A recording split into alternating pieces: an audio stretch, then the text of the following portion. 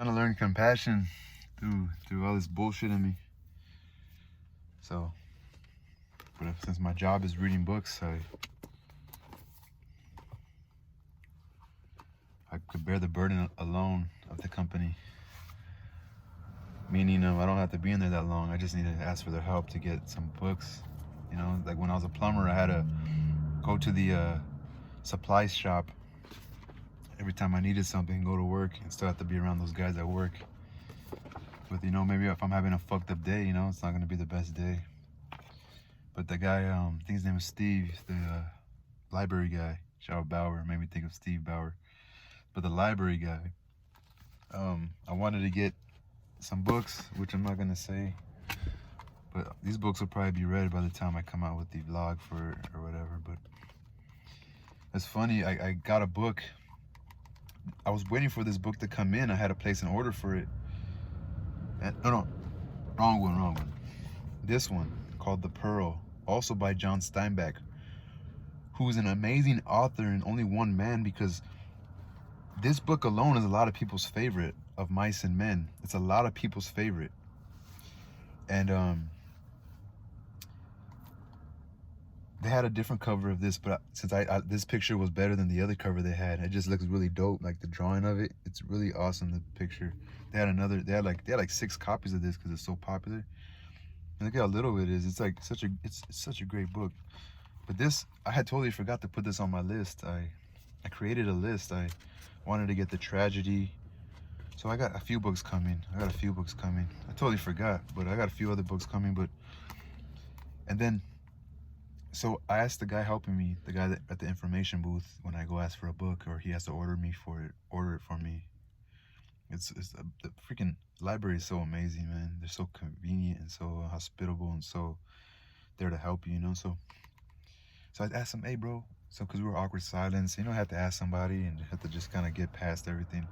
Hey, bro, what's your favorite book? And then he said, I would say, I told him like as a novel, as like a, you know, growing up, like there's something that like lingers on, you know. That it's kind of what do they call it? It's what do they call it? Nostalgic to you, you know. He said, you know, Of Mice and Men by John Steinbeck. I'm like, oh, and I had thought about this book that I wanted to put on the list, but I totally forgot. So he reminded me. But at the same time, like John Steinbeck, I'm like, yeah, hey, you have that one here? And then he's like, well, yeah, we should have it in the same section, because I wanted to get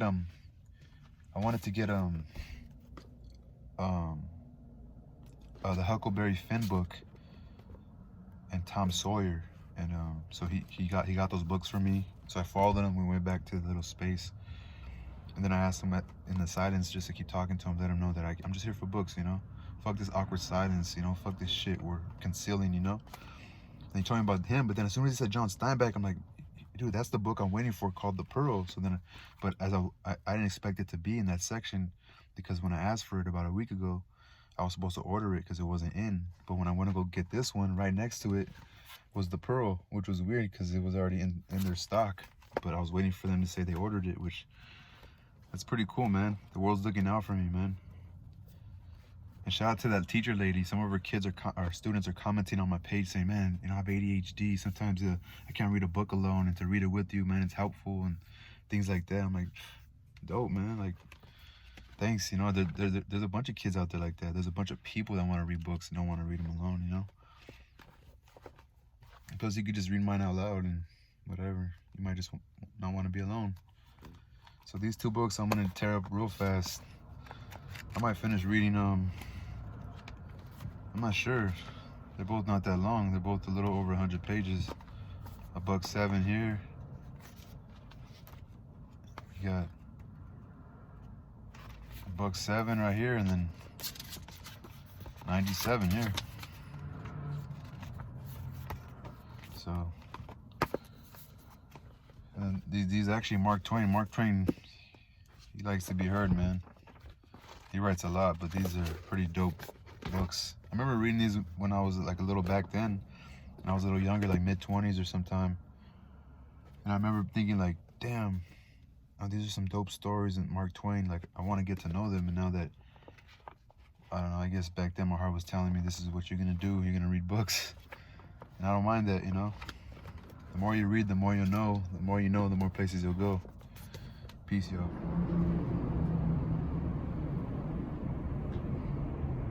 All right, guys, I'm gonna do a little sample.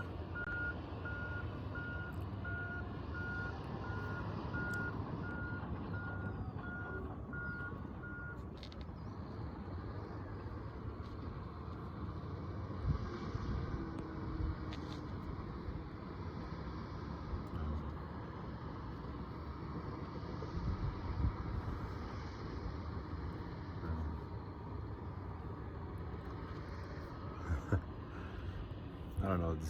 This is okay. It's not the Illuminati shit. Not for me, at least. Okay, everything's okay. All right. Peace. I'm just playing up. So anyway, well, let me see how the sound is, because there's a car behind me. Not a car. They're doing work over there, and I'm situated right here. But does that sound too much while I read? I don't know. I'm reading Of Mice of Men, and I'm not sure if it's in chapters. Shout out to Chris Lumped, CHRISSLUMPED,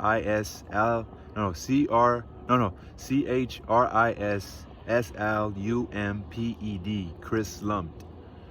He's my young friend. I think he's a buddy of mine, you know. I met him at Sorensen Park when I played basketball, so he reads this book. He mentioned it to me, so I'm gonna read it. I've read it before, but it just makes me think of him, you know. But this short book, yeah, y'all. So I'm gonna see how this sounds, see if it's good enough, because they're making a lot of noise back there. Peace. Keep going, y'all, because I don't know, this book is pretty fun, and I just like where I'm reading at right now. So this chapter goes all the way to page 40. Now this chapter is about 20 minutes. Anyway, I'll start it over. I found like this sick ass, I don't know how these rocks got here, but gotta be careful. I'm gonna try to climb down from this point. I already came pretty far, but I'm gonna just go to where the rocks end and see what's down there. You think the deer climb these fucking things? I don't want no rock to fall in, you know. It's just a big pile of fucking rocks. Where that shit come from? It's like it was in water back in the day or something. Unless they made it at Home Depot and just dropped these motherfuckers off. I'm gonna be careful on this bitch. Got these boots on, but I don't fucking record it. Any little ding on your leg with these rocks, shit, I hurt like a mother. Be careful.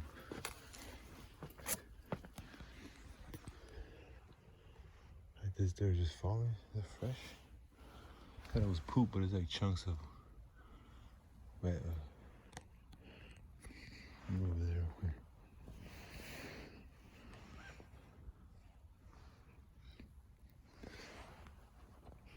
I swear all we're missing is dinosaurs.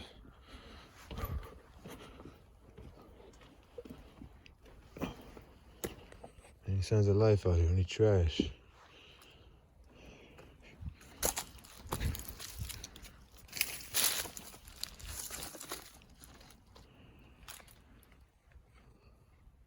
Soil is hella moist right here. See some cacti over there. Looks like it. Right there.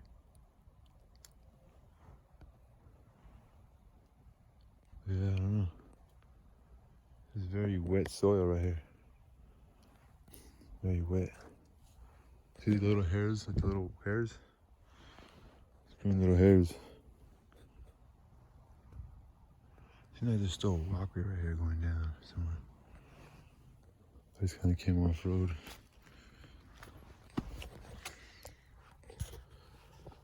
I just got stoned and didn't want to walk down. I felt like, I don't know, I didn't want people staring at me on my way down the usual hike I go. So then I seen a little, like, a route that's already been taken, you know? So, but it was like kind of off-road. When it was raining, I wonder if you could hear water go through this. I would have loved to have came down here. It's literally like, it's literally just something you just veer off the road real quick. You could be in a chill ass spot. Like if you just kind of thought a little extra of the landscape where you're at, you know, even like at your house when you maybe use up a wall, you change your furniture, you're like, man, you gotta appreciate the space, you know? Peace. Hey, what's up, y'all? So back at it again. We are on page 38, so, all right. I want to get this book over with. I had a change of plans. I'm over here hanging out by a dried up river. But although there was evening brightness showing through the windows of the bunkhouse, inside it was dusk. Through the open door came the thuds of an occasional clangs of a horseshoe game, and now and then the sounds of voices raised in approval or derision. Slim and George came into the darkening bunkhouse together. Slim reached up over the card table and turned on the tin-shaded electric light. Instantly, the table was brilliant with light, and the cone of the shade threw its brightness straight downward, leaving the corners of the bunkhouse still in dusk. Slim sat down on a box, and George took his place opposite.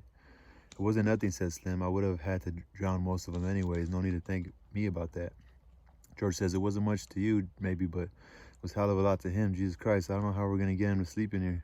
I want to sleep right out in the barn with him. We'll have trouble keeping him from getting right in the box with the pups. It wasn't nothing, Slim repeated. Say you sure was right about him. Maybe he ain't bright, but I never seen such a worker. He damn near killed his partner, Buck and Barley. There ain't nobody can keep up with him. God almighty, I never seen such a strong guy. George spoke proudly. Just tell Lenny what to do and he'll do it if it don't make no figuring. Just tell Lenny what to do and he'll do it if it don't take no figuring. He can't think of nothing to do himself, but he sure can take orders.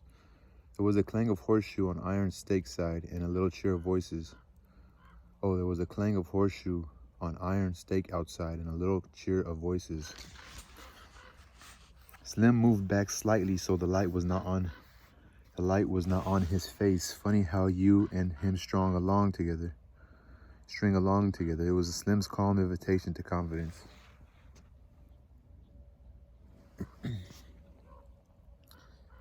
What's funny about it? George demanded defensively. Oh, I don't know. None of the guys ever traveled together. Hardly never seen two guys travel together. You know how the hands are. They just come in and get their bunk and work a month and they quit and go out alone. Never seem to give a damn about nobody. Just seems kind of funny or cuckoo like him and a smart little guy like you traveling together. He ain't no cuckoo, said George. He's dumb as hell, but he ain't crazy. And I ain't so bright neither, so I wouldn't be bucking Barty for my 50 and found. If I was bright, if I was even a little bit smart, I'd have my own little place and I'd be bringing in my own crops instead of doing all the work. Okay, I have to start it over because it died out on me. Although there was evening brightness showing through the windows of the bunkhouse. I don't know if I might have run out of film. All right, one more chapter, okay, guys? Stable Buck had his bunk in the harness room, a little shed that leaned off the wall of the barn. On one side of the little room, there was a square 4-pane window, and on the other, a narrow plank door leading into the barn. Crook's bunk was a long box filled with straw, on which his blankets were flung. On the wall by the window, there were pegs on which hung broken harness in process of being mended. Strips of new leather, and under the window itself, a little bench for leatherworking tools, curved knives and needles and balls of linen thread, and a small hand riveter. On pegs were also pieces of harness, a split collar with a horsehair stuffing sticking out, a broken hame, and a trace chain within its leather covering split. Crooks had his apple box over his bunk, and in it a range of medicine bottles, both for himself and for the horses. There were cans of saddle soap and a drippy can of tar with its paintbrush sticking over the edge, and scattered about the floor were a number of personal possessions. For being alone, Crooks could leave his things about, and being a stable buck and a cripple, he was more permanent than the other men, and he had accumulated more possessions than he could carry on his back. Crooks possessed several pairs of shoes, a pair of rubber boots, a big alarm clock, and a single-barrel shotgun. He had books too, a tattered dictionary and a mauled copy of the California Civil Code for 1905.